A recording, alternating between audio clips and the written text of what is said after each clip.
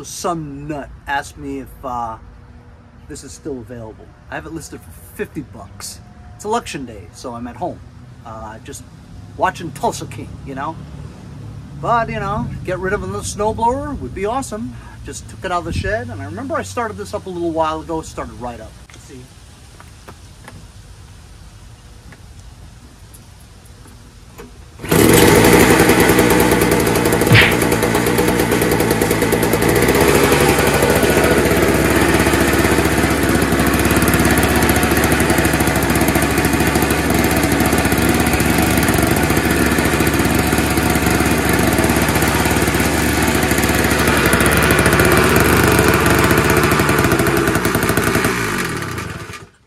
Amazed.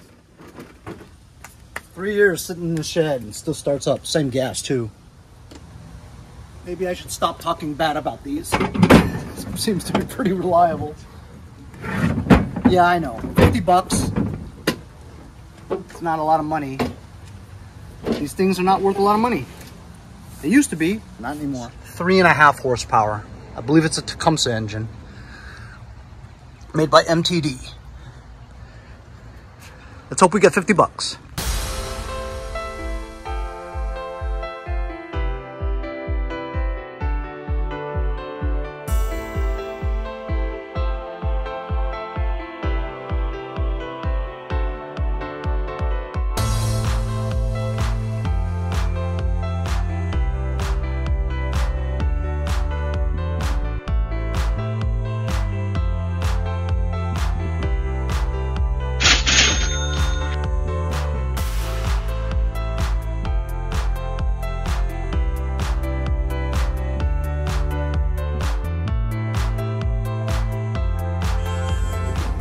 All right, finally, another successful sale. So I'll tell you guys a little bit about this guy. First-time homeowner, really quiet, soft-spoken guy, you know. And I hate to say it, but he's the kind of guy that he's an easy mark. Growing up and stuff, you know, you could tell who's an easy mark and who isn't. I could have sold him a bridge if I wanted to, all right? He'll buy... He's just one of those really gullible guys, you know what I mean? Really nice guy too. So, I mean, I'm more distinguished now, older, matured. I'm not thinking about getting over on people, you know what I mean? Well, maybe some people. But, yeah, I mean, nice guy. I'm glad I'm selling him a decent snowblower that fires right up. There's no bullshit with the snowblower. I'm not hiding anything, whatever. And for him to get it for 50 bucks is a steal, you know what I mean? It's just unfortunate that we live in Long Island now and there's hardly ever any snow anymore, and there's really no use for a snowblower anymore. Especially the guys from New York City. Even more, you don't need a snowblower. But whatever. You just bought a house. He feels like, you know, you buy a house, you gotta have a snowblower. And who knows? Maybe he'll prove me wrong and we'll get a ton of snow this year. Well, you got a bargain for 50 bucks. Still another snowblower? Wow. What a relief to get rid of that damn thing. Good day. Another one of those days.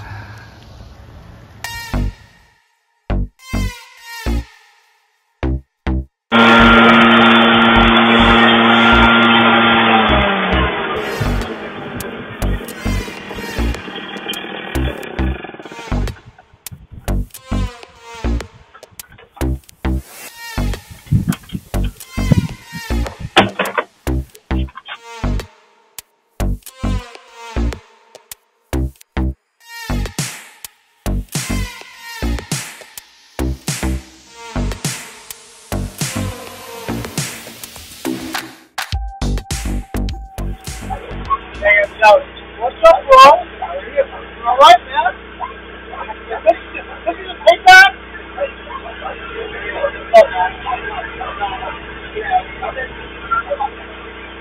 What? I hope you go with you. Thanks, bro.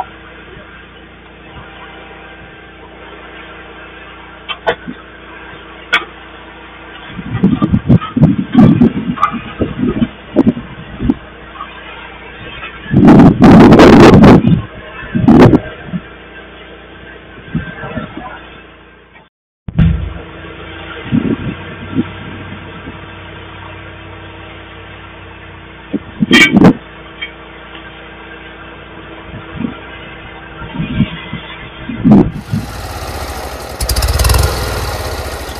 after using it for a long time, this has never happened before. It wants to stall. It's on full choke. Half throttle. You want to raise the throttle, it wants to stall. Only on idle does it still maintain its RPMs. Even if you want to put down the choke.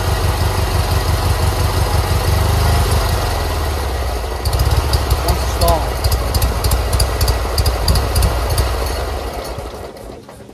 This has never happened before. So I thought it was like the accumulation of all the dust and stuff onto the air filter, and that the air filter was like totally clogged. Well, I took the air filter off, pounded it and stuff. There was some, but not a lot. And then fired right up again. And then I thought maybe it's the magneto, because after the magneto it starts to go. The more it heats up, the more hotter it is, the less spark that comes out. But it seems like it might be a carburetor problem. And it's either that or not getting enough gas. As you saw, I thought it was running out of gas, so I added gas. The problem's still persistent, so it could be the carburetor, it could be the fuel system, it could be something clogged, because you saw how much dust was going around. But I don't really think it's the air cleaner, because, I mean, it could be, I don't know. So I'm gonna have to figure this one out too, because it's hydrostatic. I guess I'll keep it outside. We're not expecting any rain anytime soon. We haven't had rain in like a month. So I used a...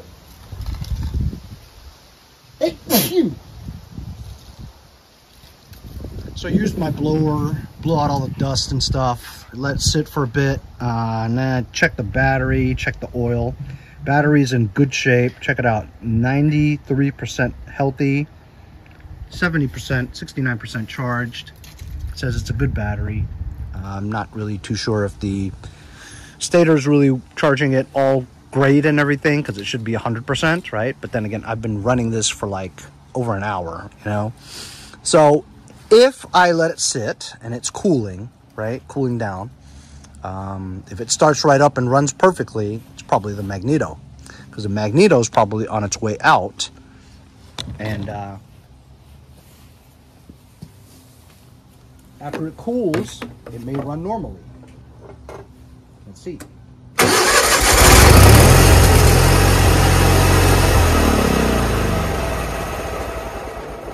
All right, so look, runs on high throttle on choke. The minute you put the choke down, it dies, which means it's a fuel-air mixture. So it either is the air filter that's still clogged, not getting enough air, or the carburetor's dirty. But it runs on its own, so how could it be dirty? Unless something got caught in there and clogged the jets. And I've never cleaned this carburetor before. So I don't feel like doing it today, but I'll probably come back out one day and clean this carburetor. But then I'd have to take all this crap apart, because you can't get to that area with this, with the bagger on there. And it's a, when I jig this bagger on here, it's tough to get off. Oh, what the hell. I'll get started. I don't know where I'm gonna get a new bag from. This is kind of getting crispy. The John Deere kind.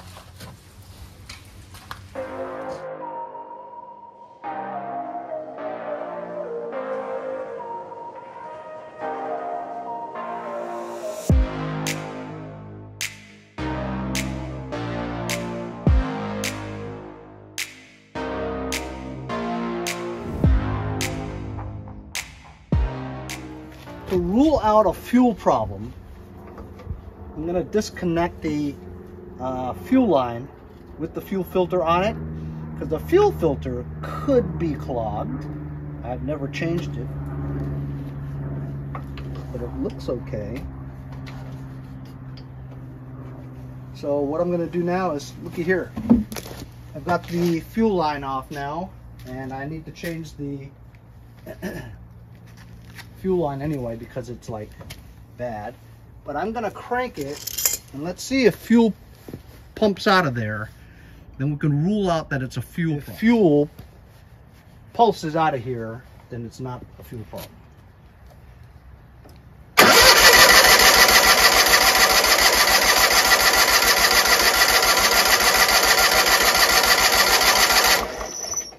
I mean, it comes out, but it doesn't really come out a lot, right?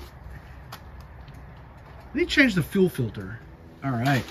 I just took the fuel filter off. I mean, it's old, but it looks okay. So let's see now, right here, look right there. That's the fuel line that was connected to the fuel pump. Fuel filter. Let's see if it pours out faster that way.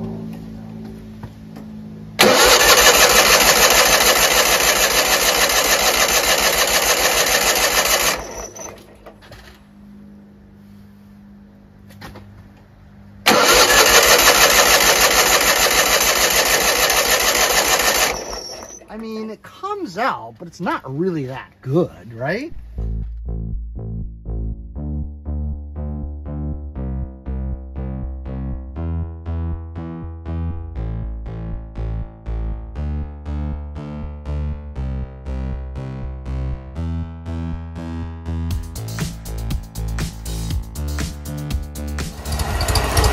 Okay, I just changed the fuel line coming from the fuel pump, fuel pump, new fuel filter to the carburetor.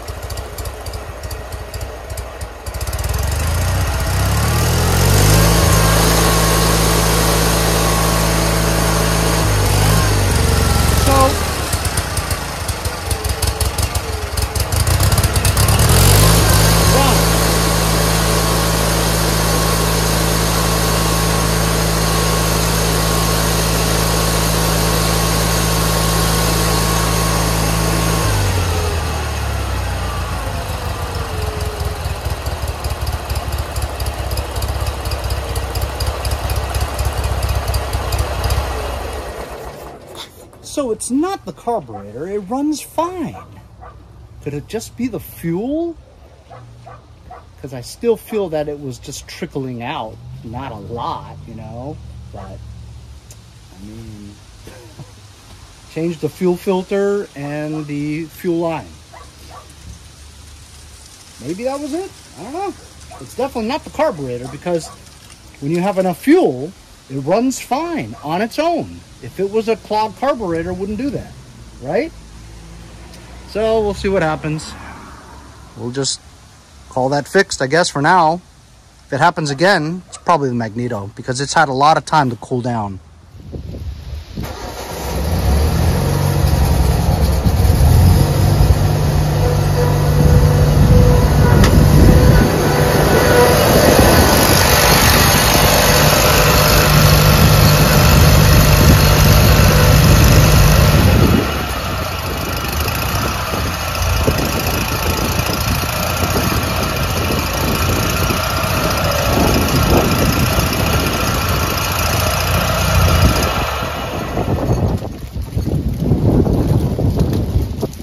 Like it works okay now. However, every time I want to take the bagger system off, it's a pain in the ass, because the way I jigged it to work on here, because this is not the original bagger to this machine. I fabricated a John Deere one to fit, which is why the brackets are really rudimentary. I'll show you what I mean.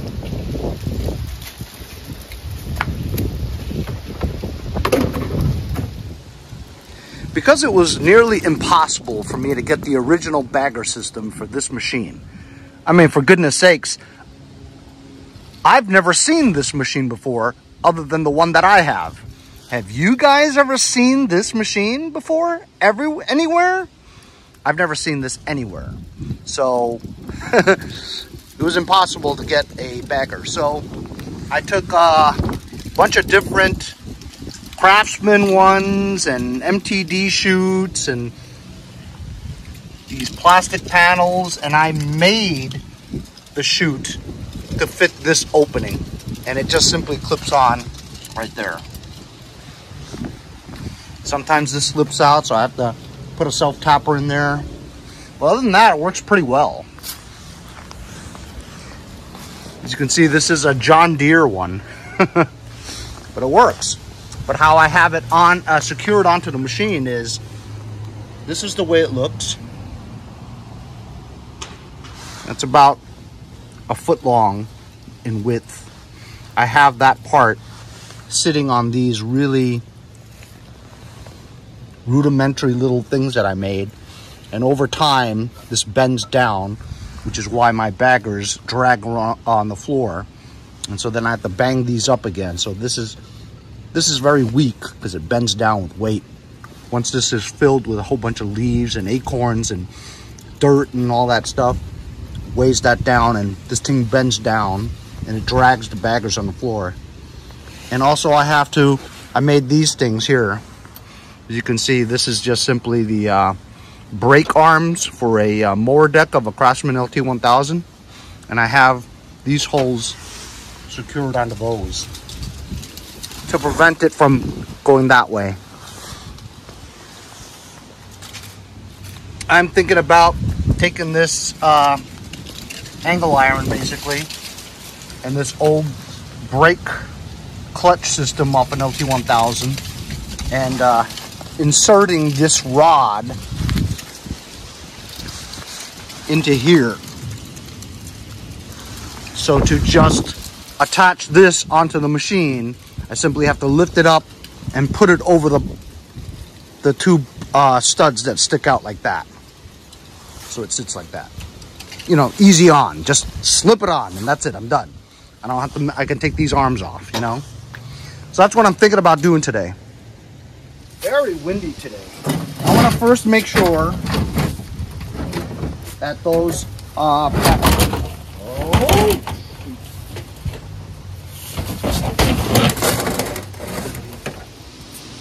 want to first make sure that the diameter of this bar fits in, and it definitely does.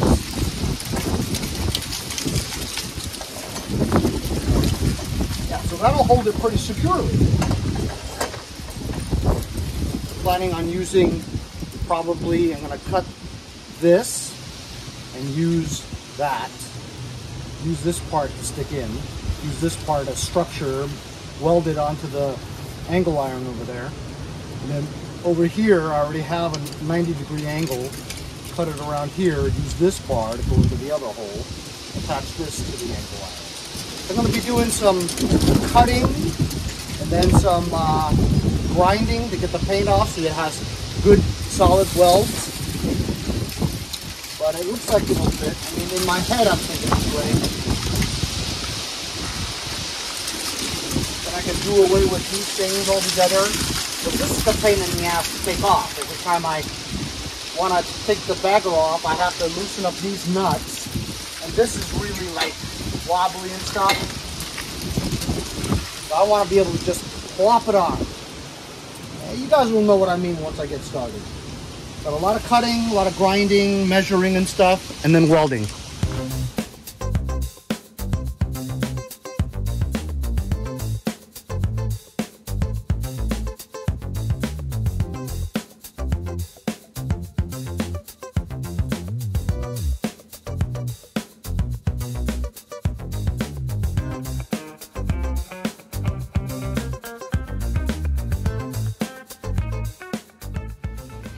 Okay, as you guys saw from time lapse, I built this little platform, and I didn't have to weld that onto the frame because I wanted to have the ability to remove it if I wanted to, right?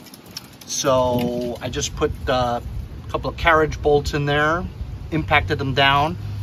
I've got this bar at a right angle, also welded to this right angle. You have to have the right angles to give it structure and strength. And so that's pretty good, I think. Welds, stick welding, you know what I mean?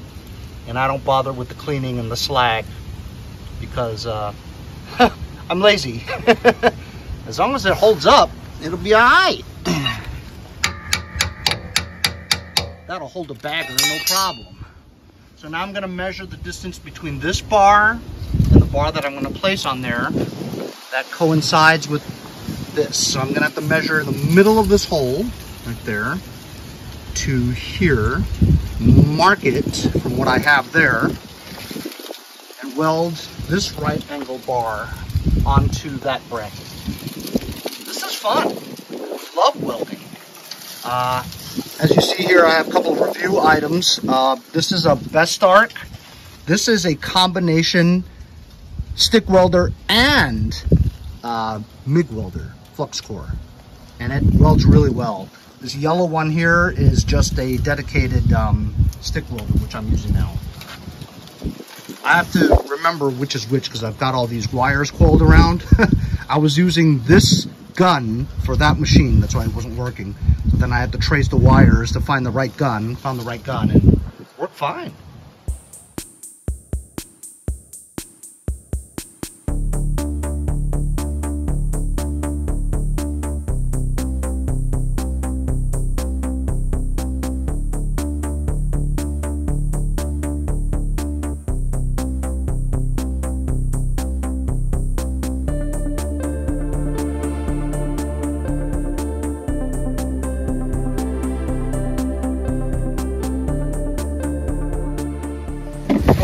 Electrodes pretty quickly.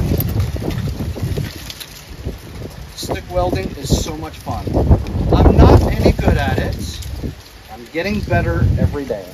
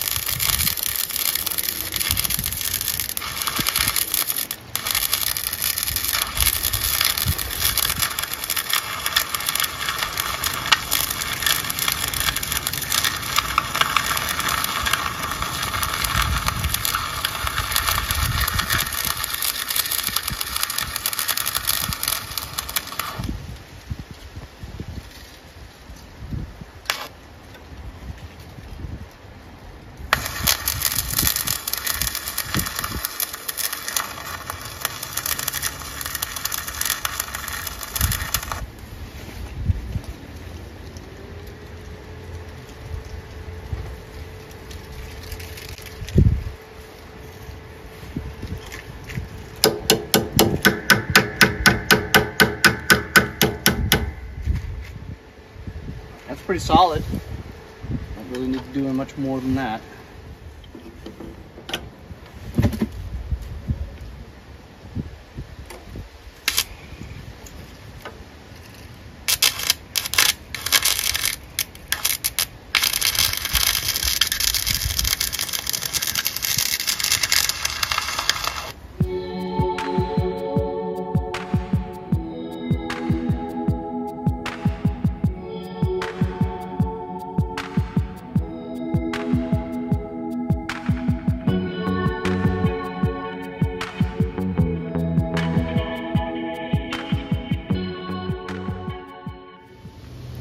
Trying it on for the first time. This stud over here is sticking out.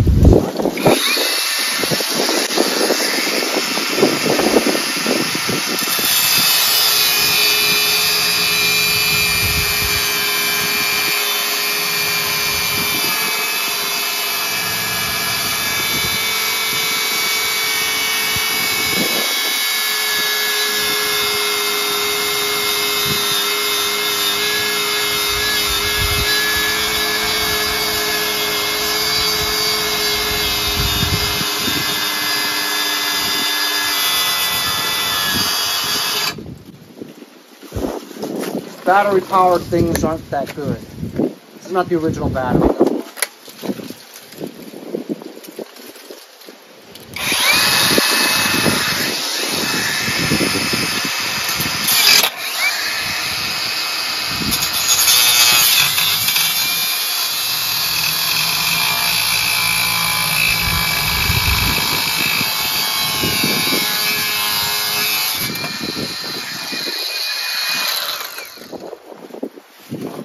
What do you guys think? It'll fit? Oh.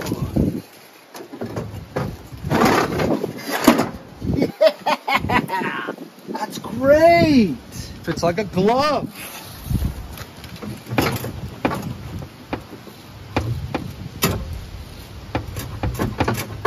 It's pretty solid on there.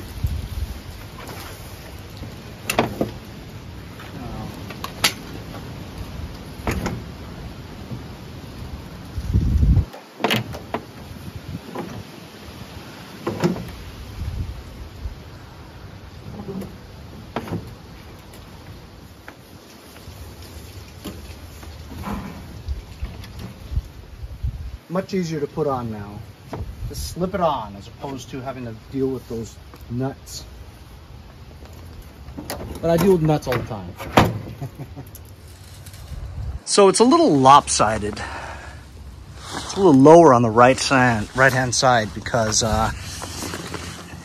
just the way that thing was cut, I need to make up like an inch there. You know, I'll put a spacer in there. That'll work. Much easier to remove this thing now.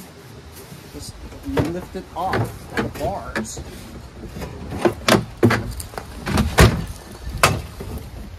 Got this thing. I don't know what it is. I think it might be a magnet. No, it's not a magnet.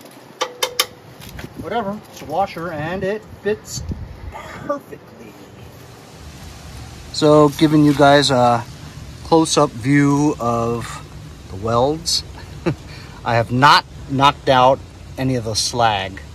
Just gonna leave it.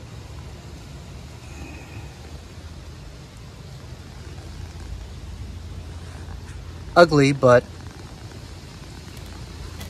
pretty solid.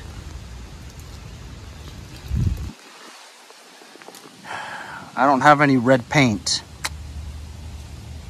Gonna have to use black. Got the slag brush.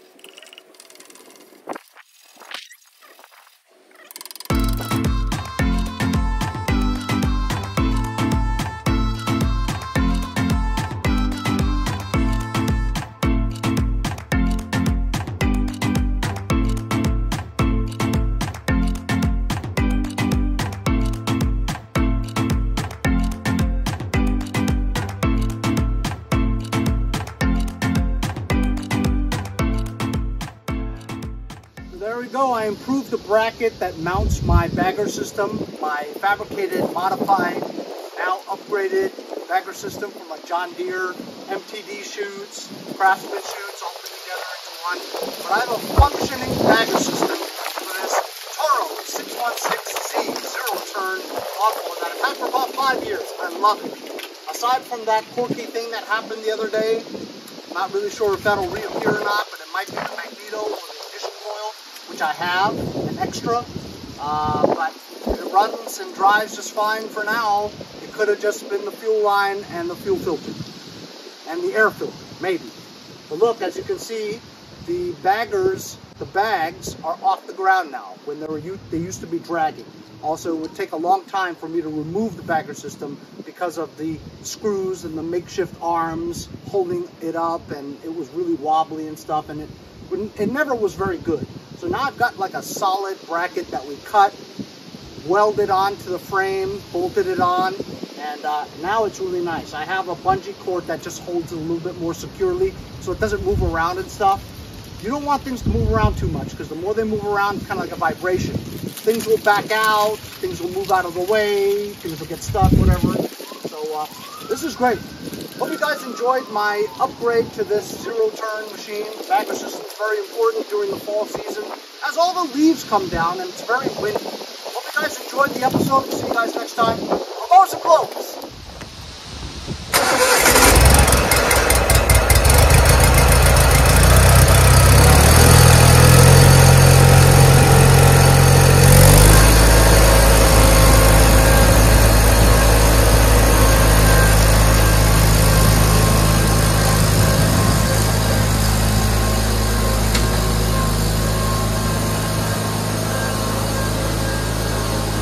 Anyway, I hope you guys enjoyed the video.